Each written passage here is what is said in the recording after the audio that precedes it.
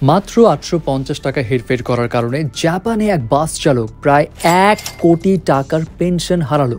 Trust me, যখন ঘটনার পুরো বিস্তারিত আপনি শুনবেন তখনই টের পাবেন জাপানে দুর্নীতির বিরুদ্ধে কত কঠোর নিয়ম কানুন রয়েছে।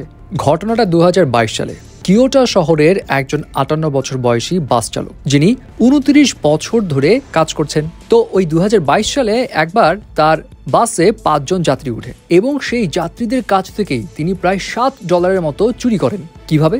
সেই যাত্রীদের কাছ থেকে টোটাল ভাড়া কালেক্ট করতে হতো তার ১১৫০ ইয়েন, কিন্তু তিনি সেই যাত্রীদেরকে বলেন, তোমরা ১৫০ ইয়েন ওই ক্যাশ বক্স মানে প্রসেসিং মেশিনে দাও, অর্থাৎ ১২৭ টাকা তোমরা প্রসেসিং মেশিনে দাও, বাকি ১০০০ ইয়েন অর্থাৎ ৮৫০ টাকা আমার হাতে দাও। এবং এই যে ৮৫০ টাকা সে প্রসেসিং মেশিনে না দিয়ে নিজের পকেটে রেখেছিল, এতেই ঘটলো বিপত্তি। কারণ বাসে ছিল নিরাপত্তা ক্যামেরা, সেই সিসিটিভি ক্যামেরাতে সব কিছু ধরা পড়ে এবং এরপর কর্তৃপক্ষ এই বিষয়টা যখন জানতে পারে তখন সঙ্গে সঙ্গে তাকে চাকরি থেকে বরখাস্ত করে দেয় এবং তার ১২ মিলিয়ন ইয়েন অর্থাৎ প্রায় $৮৪,০০০ মানে প্রায় ১,২,০০,০০০ টাকার মতো পেনশন বাতিল করে দেওয়া হয়।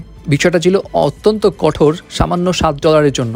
সো এই চালক এই শাস্তির বিরুদ্ধে মামলা করে যে ভাই, শাস্তি অনেক বেশি হয়ে গেছে, একটু কম করে দাও। প্রথমে আদালত তার পক্ষে রায় দেয়, কিন্তু ২০২৫ সালের ১৭ এপ্রিল সুপ্রিম কোর্টের চূড়ান্ত রায় বলে যে এই শাস্তি যথাযথ, এই পেনশন বাতিল করেই দেওয়া হবে। আদালতের যুক্তি ছিল এই ধরনের কাজ জনগণের ভরসা এবং বাস সার্ভিসের সুনাম নষ্ট করতে পারে, এই কারণেই তাদের এত কঠোর হতে হলো। এবং জাপানে বাস চালকরা একাই কাজ করে এবং জনগণের টাকা তারা একাই হ্যান্ডেল করে। সো এই ধরনের ছোটখাটো চুরিও জনগণের আস্থা ভাঙার জন্য যথেষ্ট। তাদের যে একটা সিস্টেম সেটা কলাপস করতে পারে এবং এটা একটা শিক্ষা যে চুরি তো চুরি, সেটা ছোট হোক কিংবা বড় হোক। এবং শুধু এইবারই কিন্তু জাপানে এত কঠোর শাস্তি দেওয়া হয়নি এই ছোট্টখাটো চুরির কারণে। আপনি জানলে আরো অবাক হবেন, ২০২৪ সালে এক জাপানিজ প্রিন্সিপালকেও এমন একটা শাস্তির মুখোমুখি হতে হয়েছিল। এই প্রিন্সিপাল কি করত, তার পাশের কনভিনিয়েন্স স্টোর থেকে বড় কাপে কফি ভরে ছোট কাপের দাম দিত এবং বেশ কয়েকবার সে এই ঘটনা ঘটেছিল।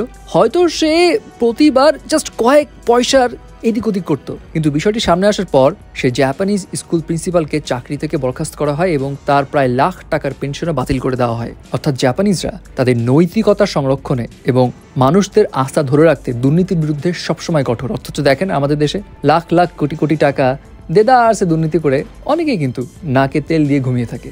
সো এটাই হলো পার্থক্য।